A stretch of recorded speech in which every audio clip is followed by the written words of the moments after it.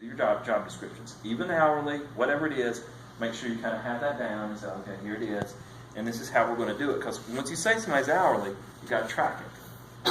So it may be a time card, it may be a computer way of doing it, it may be something, but you've got to be careful about it. And some employees are really good about it. They're detail people. Those are great employees. I love them. Kelsey and Kimberly are my detail people. I have employees that are like, oh yeah, I worked all those hours. I'm like, no, you didn't. You were gone all week. Last week. Do you remember that? Oh yeah, I was gone last week. I mean, even people that wouldn't, try to steal money from you or whatever, are just going to be that way. So it's like, okay, so I got to spend all my time determining if they clocked in or not. I got business to run. I can't do all that. So you have to come up with a plan and a detailed plan about what that is. And then you have to watch out for patterns. One of the biggest things we have are employee break times and things like that our clients come up to us on. And I'm like, look, if you're telling them they've got an hour lunch, but you're expecting them to be back in 30 minutes, that's going to be an issue. They're going to raise that. And when they're mad about whatever issue that they're mad about, people come in like, I shouldn't be fired. Well, North Carolina is still it is at will employment. So normally, they're going to go to a lawyer, and the lawyer's going to say, well, I'm sorry, you can probably be terminated for just about anything, as long as it's not one of the discriminatory issues. But, how much were you paid? That's what the question's going to be asked to them. Like, well, I got paid whatever. Well, how much were you working? I worked every weekend. I did all blah, blah, blah. Suddenly, they developed a case. And that's what Kelsey was talking about, that you get these sort of transitional kind of cases that build into it, and an attorney's thinking, like, I can get all my attorney's fees. So, that gives some high incentive. And then when you come to our office and we're like, okay, about this lawsuit, we're looking at it and we're like, I think you got a good chance of winning this case. They're asking for about $8,000. If you'll pay me $10,000, I feel like we'll win this case for you. Thanks, pal. Where's that? And by the way, it'll be a year from now before all this stuff is done. While you should be out doing your job. You see what I'm saying? You see where you feel like you're being held hostage. But I think that if you come back and you say, here's the job description, here's their time card, here's what they were required to do. Now, if you go about it, because this is nothing new for us, because we've always dealt with this on 1099 issues. All of my clients want to 1099 everybody. I'm like, no, that's not, that's not a 1099. That's an employee, and you're required to pay them overtime. You're required to do, pay Social Security. You're required to do all those things.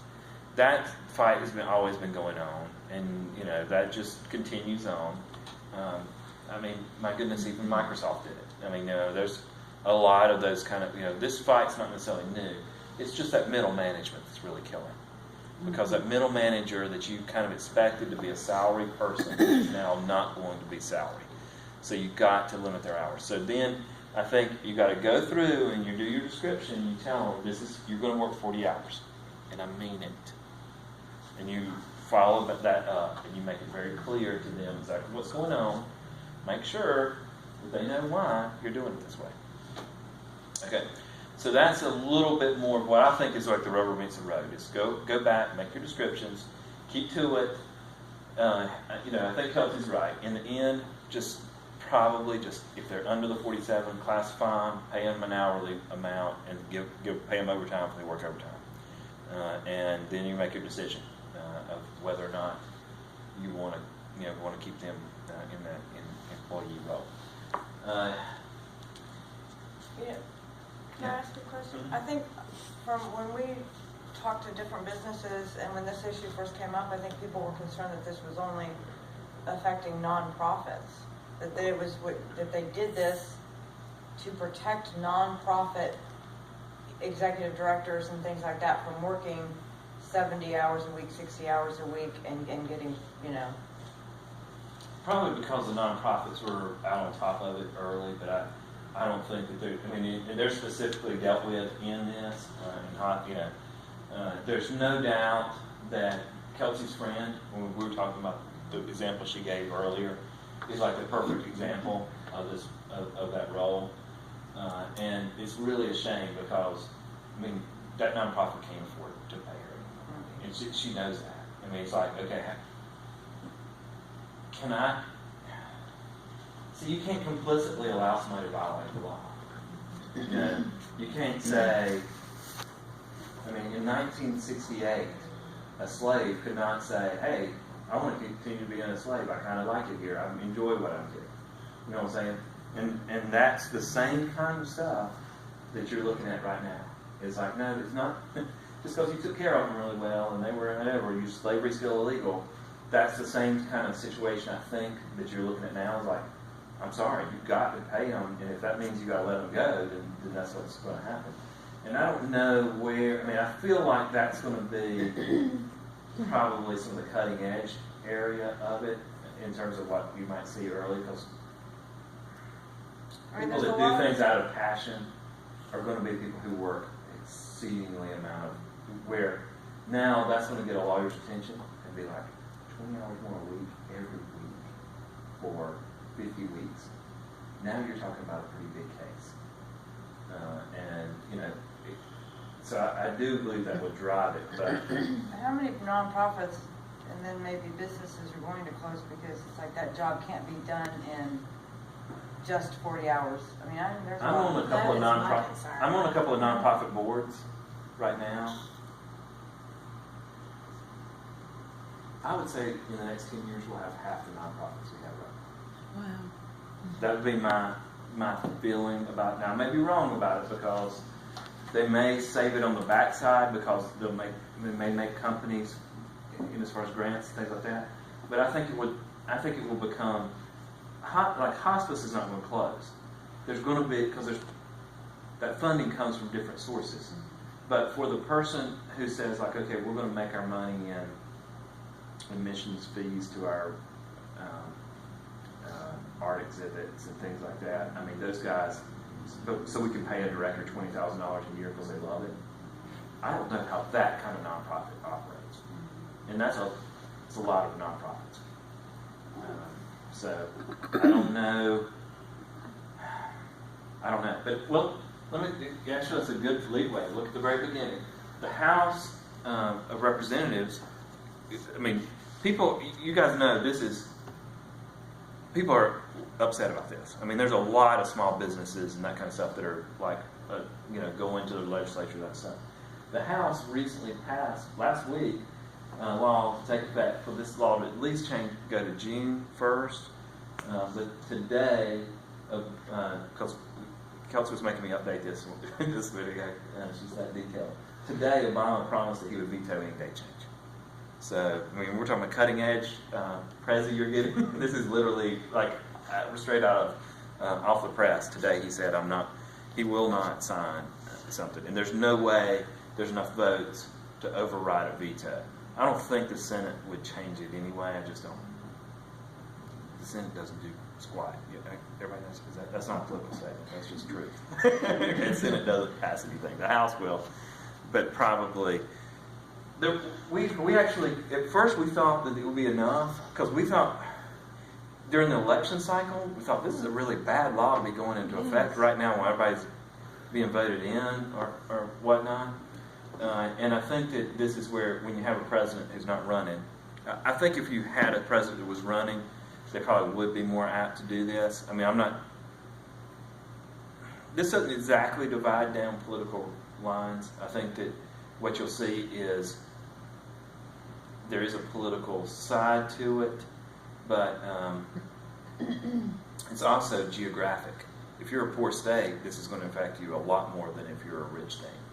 So, I think that there possibly could be a coalition on that. But our feeling was, after reading Obama's statements, we don't think that there's any chance this thing's going to be happening. They probably won't get to the Senate before compliance would have to be made, because it's December. So the article just said that, even if it did, Obama's most likely to veto it, since he doesn't care because he's leaving office. Count on 12-1 and be done. Yeah, look at the next thing. It's estimated by the Department of Labor that over 4 million employees will be affected by this change. 4 million. I mean, So that's I- half the size of So North my Carolina. question, I don't mean to interrupt, but my question is, how many employers are you gonna see do like what Walmart did to get out of the Affordable Care thing and say, okay, instead of 40 hours, I'm gonna have 220s?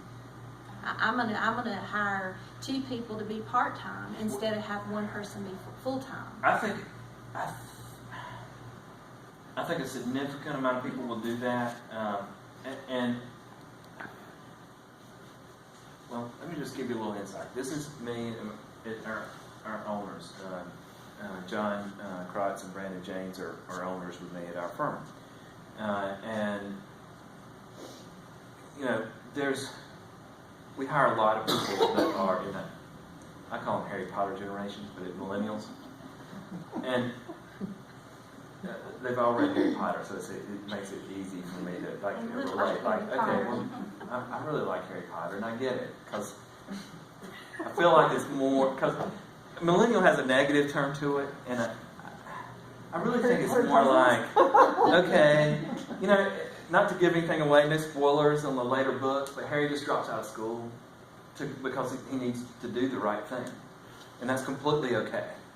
That's what, you know, and that's what you've been reading, so, you know, that makes perfect sense in that. I mean, like, you know, even Generation X, which is what I'm in, we would be like, no, you got to finish school. Like, you know, like Michael Jordan had to go back to school, even though he made all the millions of dollars. There was still this sort of feeling like you got to do that. That's what you got to do. I don't think that you get that in the Harry Potter generation. I think it's like, no, he did the right thing. You do the right thing, and part of that is some people do want to work a different schedule than what they used to. It could be, when we're discussing this, it could be the impetus of a whole new generation of the way people work. Because we don't want people to work 40 hours. We can't have them work over because our businesses can't afford it. Our profit margin's too low. And we have an employee base that's kind of okay at making $30,000, paying things off on the longer term than what it took their parents to pay it off on, and not really that interested in having a bigger house than mom and dad, and that kind of thing. I mean, it may be that this is trending towards that. That's a little bit more philosophical than I planned on getting into as far as this talk goes. But yes, I think that the answer is, in other words, I don't want to demonize that. I kind of want to probably tell my clients along the lines of, think about this. Think about 2 employees working 30.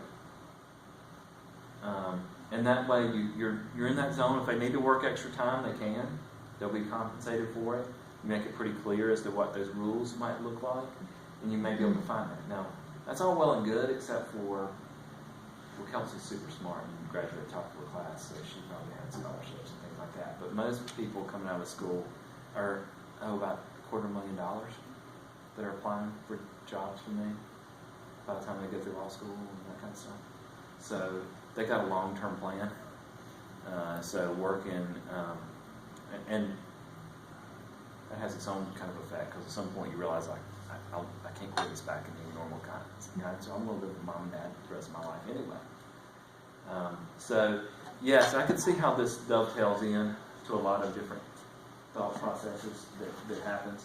But I definitely think that it's something that every employer should probably think about and say, like, look, maybe I can't do 220s. When you're Walmart, you can get away with that. But I might be able to do 3 30s instead of 2 40s. And that kind of concept. That might be the way that you resolve some of these issues. Because one of the things that's happening with my firm is that, with my company, is that these folks that are salaried employees get a different benefit package. So you can't deem them hourly unless you change their benefit package. Well, and like I said, some people, now the flip side of our whole like Harry Potter talk is the Generation X and older ones are going to be like, this is a demotion. Yeah. It's embarrassing for me to go have to clock in. Like, don't you trust me? And that's why I said that I would not at all hesitate in saying, like, look, this is not me. This is me talking to you from what this law issue is going to be.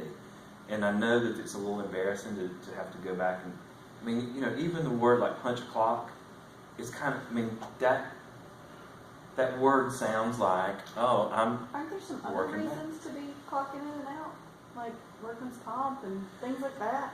yes, I mean, I think that you can, you know, I think it's always, I mean, just purely from work efficiency, it's good to be able to like, okay, well, what's going on there? Everybody in my So- facility clocks in and out. I don't Well, know how you're paid. And that's what I'm saying. Like, you have to decide how your culture is going to look. And if your culture has just been like, hey, let's come in, let's get our job done, and let's go home, kind of concept, No, you're talking about- it's going to feel like a step back. If you've always been there, then it's just going to be like, look, guys, we're just going to continue this on, but we're going to be more careful scrutinizing this because Now of what I'm our making them numbers are. clock in and out for lunch. Yeah, I mean, you make sure that there's things like that that's going on, and you know, you have some pretty severe rules for people who violate that and that kind of thing, and forget to do their clock ins and that kind of thing. But you know, it really is a matter of culture, because it may be easier at a car place than it would be at hospice to suddenly have your, you know, Well, yeah, I would physicians imagine some of them kind of are go like, over. are you kidding me? I mean, like I kind of do this because this is what I love doing. I'm like, I know you love doing that, and you probably hang out here all day long, swapping stories with these guys that, you know, are fascinating, that are sitting right here in our facility. You know, and even if you would never think of having issues with me, if I do that, the next person's going to be like, hey, I was there 60 hours last week.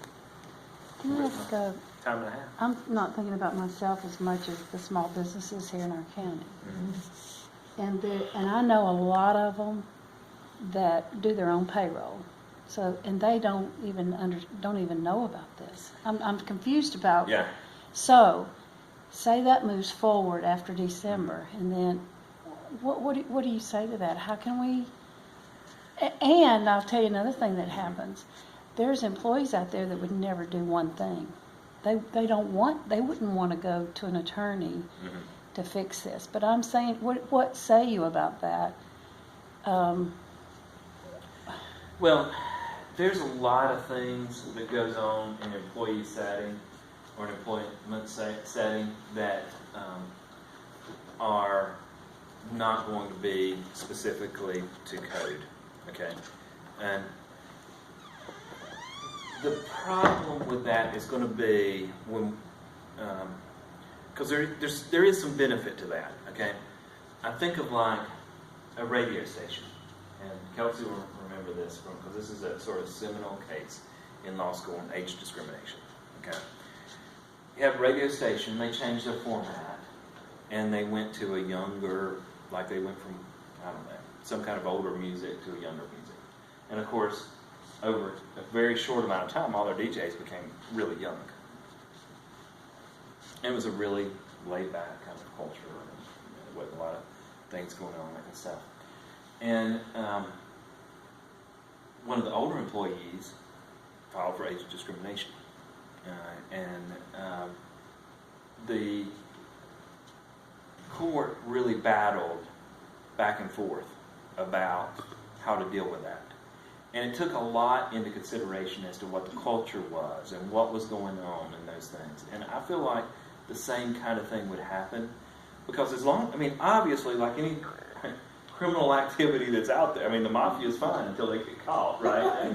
And it's the same thing, like as long as your culture has been this and there's not really any issues or whatever, then you're fine until somebody does raise, like, hey, wait a second, you're not in compliance with whatever, wage and hour or whatever that issue is. I think, if you came to me, I would say, okay, well, let's talk about what our culture has been, and let's put that together as sort of a defense on these things. Now, it will never be that I didn't know what the law is. Everybody, that's one of the weird things, the legal fiction is what we call it, that you're assumed to know the law at all times. You can never say ignorance of the law is not excuse, is a kind of phrase that you hear. And that's true. You're not going to be able to say, like, hey, I'm an employer.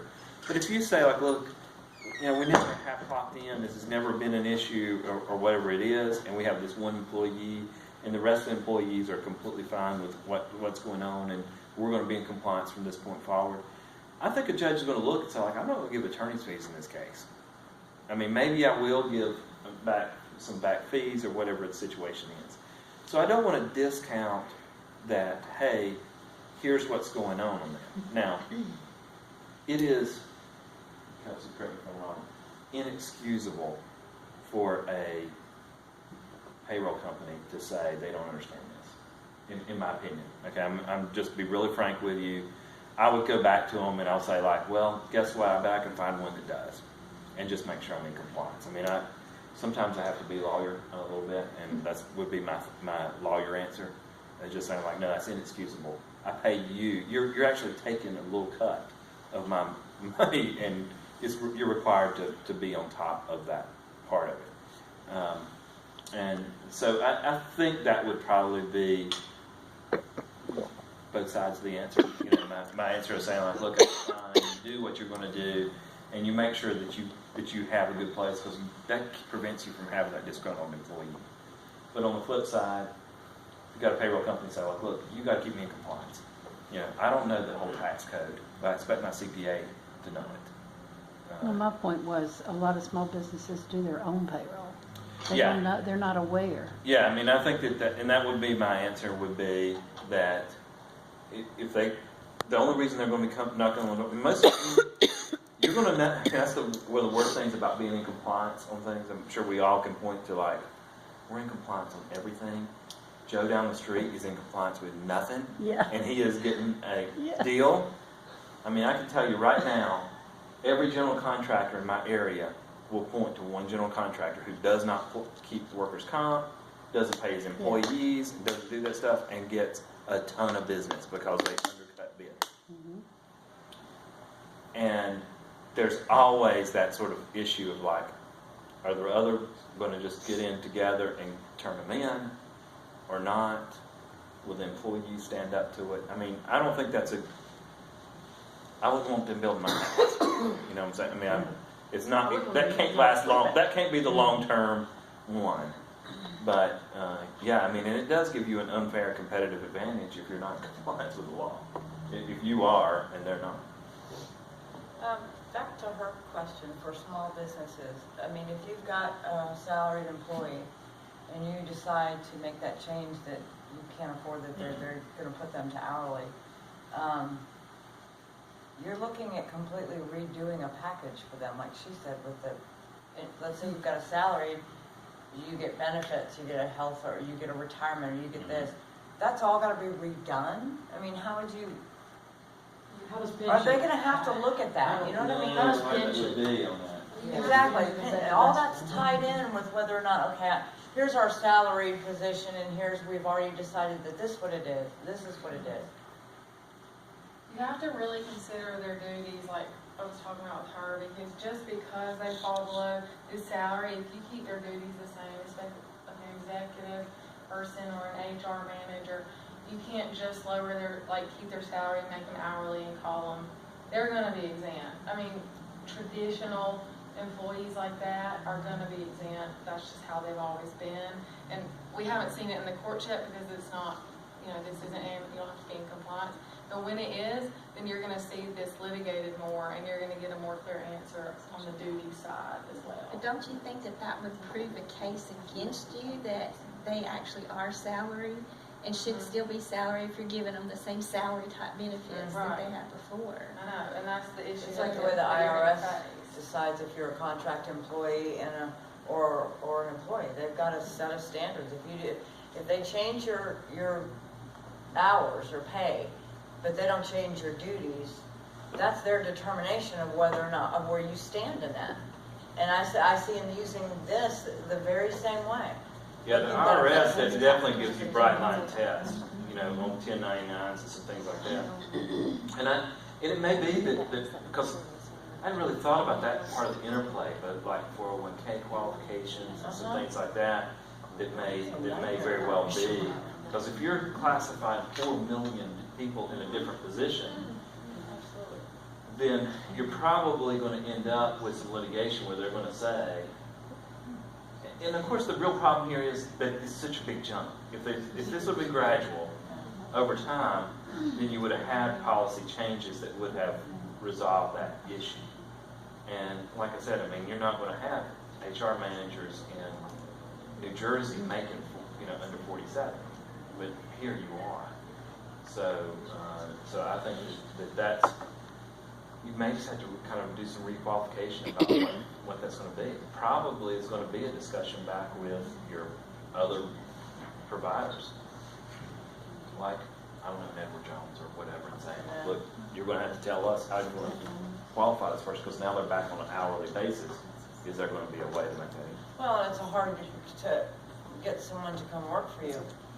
If they say, okay, here's your job, but guess what, you're getting paid hourly, and you get no benefits.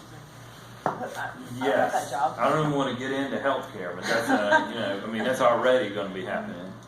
I got a question, this goes back to her. I have an employee who receives a W-2 and a 1099. He does jewelry repair work out of a separate facility at his house to help augment whatever. We were sending our repairs outside. He says, hey, I can do this, yada, yada. We train them, all that other good nonsense. Do I look at the combination now of the two, as far as what his, what category he fits in? So but he's qualified as an employee, and he also does. He's a full-time employee as a manager in my store, but we were sending work elsewhere, so we now send everything to him. He does all of his repair work at his home. What He technically receives a 1099 for that, and then his W-2 on his. I dealt with that in Charlotte. I had a guy who he was a manager of a company and they were, he was in charge of buying businesses. Okay, so he would like go and buy a business or whatever. And he had been doing, like hiring interior decorators to come in and do the work. And he was like, this is crazy. I'm paying them way more money. That was his background anyway. He said, I'm doing the work, and worked it out. And he's like, look, I want to do this, and I want to be, I will save your company money, but I'll do the work. We made him a new company and made sure that all those payments went through a corporation, and he was paid through that corporation. And that way it was a cleaner break, because we had the same problem, like, okay, because it's Is that a separate super problem with the corporation? IRS if you pay your employees something else, some other way. You cannot, so what, He has to set up his own company. Like, that's what he's saying. that's what we Employee did would to make solve his that own very problem. company. We had him set up a corporation that he worked for. Now, I'm sure if the IRS came in and they'd be like, okay, well that just shows more fraud because he set up a shell corporation to make it happen. But at least it clarified on the one, like, no, that money was going to a corporation and that payment was being made that way. And it didn't really affect them because it's just we just set it up as an S corp, and they just pay their taxes individually. But wouldn't that be a separate job? I mean, Well, that's what I'm saying. If you do, that would be. the IRS does not want you, and I assume that the Department of Labor will treat it the same way the IRS is, of like, don't get cute. Don't tell me that one person has two jobs and pay them differently. You know what I'm saying? I mean, like, because you'd be creating such a loophole that I could be like, okay, Cindy, from 9 to 5 you work for me this way, but now you're an accountant for the rest of the time that you work. You know what I'm saying? I mean, like, I'd be careful about trying to create a loophole. The Department of Labor actually addresses this a little bit. It's called the joint employer issue. So, I mean, yours is a little different because you have them under a 1099, but they're both for you. So it's a little different, but if you have an employee that works for two different companies, so if he was to set up his own company, but also be working for you, there's still an issue because if they both derive the same benefits, so it's essentially for your company, the Department of Labor may say that that's all one and count the hours together.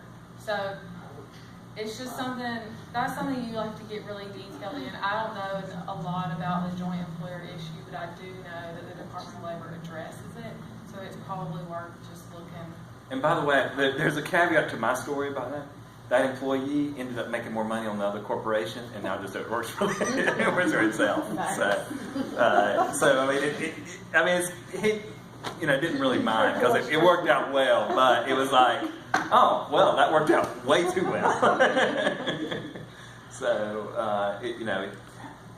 it is tough. I mean, like I said, we probably could sit down here and come up with different things that we might be able to get away with as a loophole. What Kelsey's talking about is that from a legal perspective, lawyers don't like the beta test. That's I think that's where why we like tech people and things like that, because it's always a little amazing to us, because something new in what we do is normally considered bad, where because we like to know, like, okay, we can advise you, this is what's going on. We'll do our best. I mean, like if you're trying to come up with a solution, we'll sit down and we'll come up with it as best we can. But in the end, you have to watch out for, One more question, is this averaged out in any way? Like, for instance, a normal work week at my place is 35 and a half hours a week. But certain times of the year, we may work over a little bit, and normally the overtime hours aren't but maybe 2 or 3 hours a week, which still wouldn't put us, I think I'm still good with the 40. But is there a time with a seasonal position like that it can be averaged out, or is it looked at separately? We would just have to look into that more. That would just be a really specific thing to your business, and I don't know in depth enough about that area to be able to give you a clear answer. And I don't want to tell you that. Yeah, I mean, I would think you'd always have to qualify some way as being like an individual industry would have to have some kind of exception. It is riddled with a lot of different things it talks about, like in this industry or whatever it may be. Well, if In general, no, you can't just say like, okay, because my clients always say like, well, I'm just going to give them comp time. They're going to get whatever back. Like, no, the Department of Labor does not recognize comp time. And, like, okay, I work 60 hours all